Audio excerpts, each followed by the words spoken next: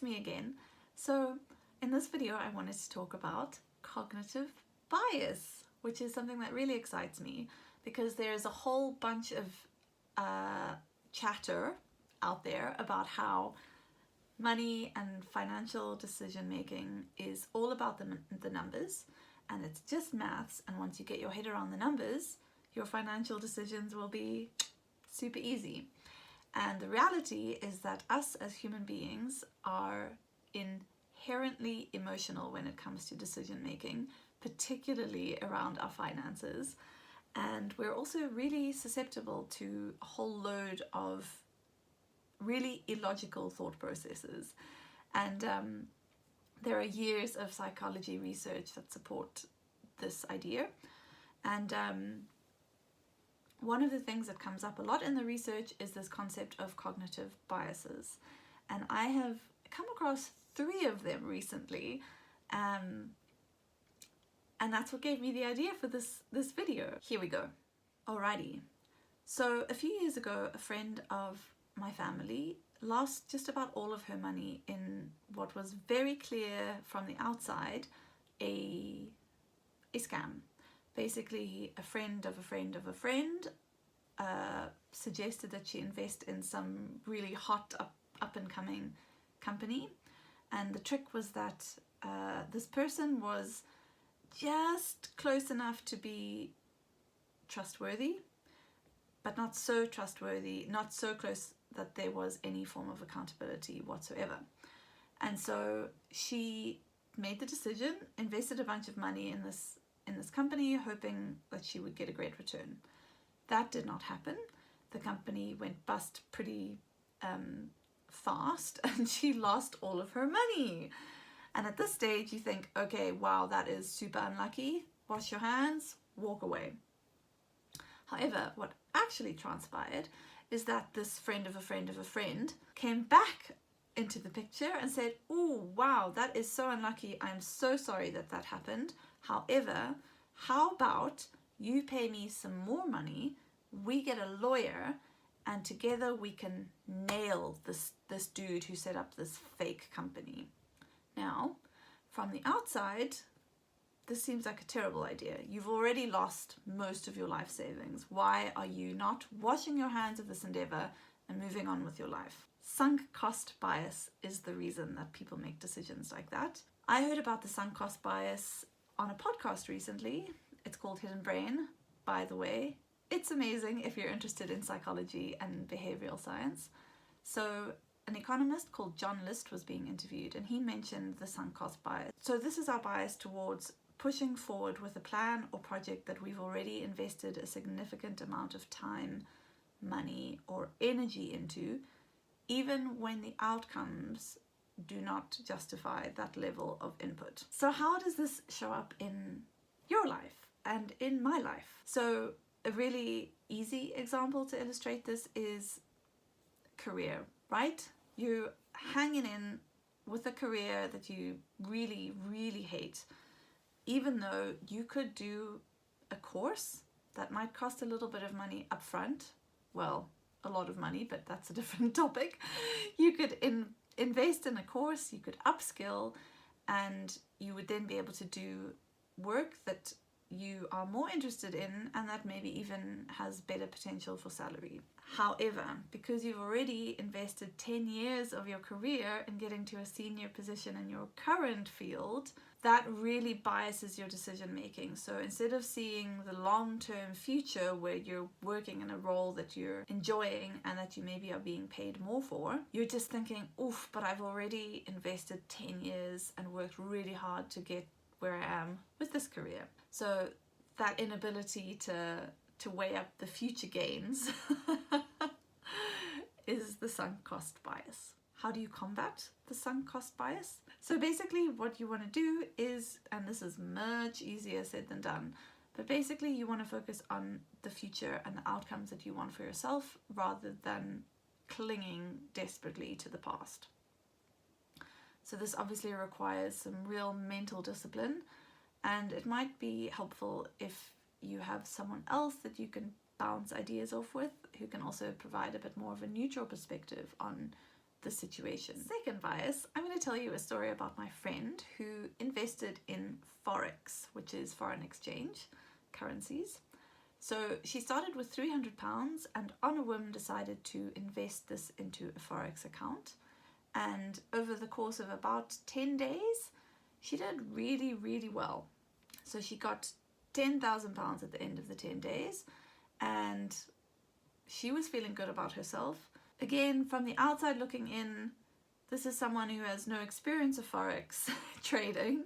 She's read a few articles here and there. And so looking at the broader picture, you kind of think maybe that was beginner's luck. And in all eventualities, she did not opt to withdraw the 10 grand. Instead, she thought, wow, at this rate, I'm going to be a millionaire in like a year. And so she left the money in there. Needless to say, she lost all of it, including the £300 that she had initially invested. So the question is, why did she leave the money in there thinking that it would obviously grow, instead of thinking, I've already made a great return, let's pull the money out? The reason is bias number 2, and that is optimism bias. Like I said, this is my favorite one because I see it everywhere and I see it in myself in all aspects of life. Optimism bias is our tendency to overestimate outcomes for ourselves, and that's regardless of the facts. And then a super interesting side note on that is there was a paper written by Tali Sharot, I think you say her name. This is a 2011 paper where they found that not only does the optimism bias mean that we overestimate our own outcomes, but we are also very selective with the information that we take from the world. So if there is information that supports our belief that we're going to do well, then we take that on board. However, if we are exposed to information or data that says, maybe you're not going to do that well, we tend to ignore that very easily.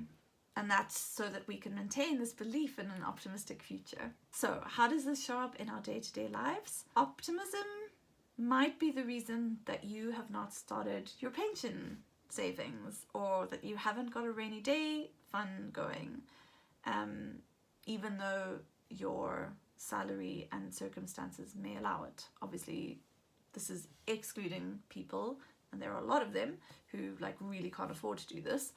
But if you are in a position to start saving for your pension, but you haven't, it's probably because there is something subconscious or conscious in your mind that says, some people get old, some people get made redundant, but that tends to be other people.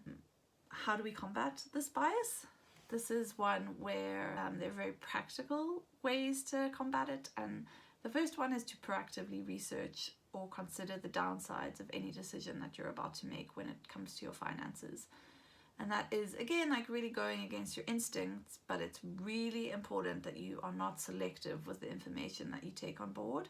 And again, being conscious that this is a bias is better, just that awareness is always really helpful.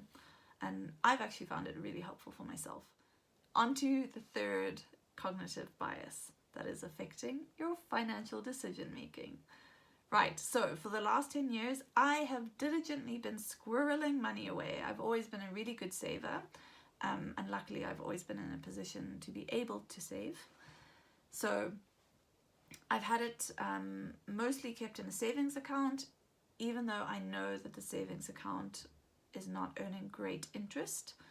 And I have a lot of information that tells me that if I invest in the stock market, for example, I'm going to get a much better rate, then my savings will keep up with inflation, etc., etc. But in order to invest that money, I obviously have to let go of some of my savings. So even though it, for a lot of reasons, makes a lot of sense, I have not done that until very recently. So what is it that is holding me back? It's loss aversion. So this is advice that I use quite often in my work. I work in marketing as a copywriter. So basically this loss aversion affects people's confidence in spending money on something new. And in short, humans are much more interested in conserving what we already have than gaining something new. So this is another example from John List, which illustrates how this shows up in our everyday lives. So this example is another one that's got to do with our careers, and that is they did research, or research has been done, that shows that people are much more likely to cite push reasons when they're looking for a new job rather than pull reasons. So what this means is basically they only decide to look for a new job when things get bad in their current job. They didn't get the promotion they wanted, they were denied the raise that they asked for, their best friend left, etc., etc. And what actually would be really helpful is if instead of sitting hanging on to the job we have until something goes wrong, we actually were opportunistic when it comes to our career. So how do we combat loss aversion? This one goes hand in hand with the sunk cost bias. So basically pay really close attention to what you stand to gain, and this again is focusing on the future rather than worrying about what you have now and what you've done in the past and what you might lose. It's kind of like keeping your eye on the ball. So basically at the end of these 3 biases, I have to say that there are many more than 3, and it's very rare that only one of them will be operating at a time. They usually, as you can already see with the sunk cost bias and the loss aversion, they work together. And so you have to be aware and super diligent of your thinking when you're making financial decisions. And importantly, don't beat yourself up if you keep making strange decisions, because it's not your fault. But hopefully, like, this has helped you to see some of your behavior in a different light, and at the very least has been interesting, because like I said, I find it absolutely fascinating. So yeah, let me know what you think of this video, if you've noticed any of these biases in your own decision making, and I'll see you next time. Bye!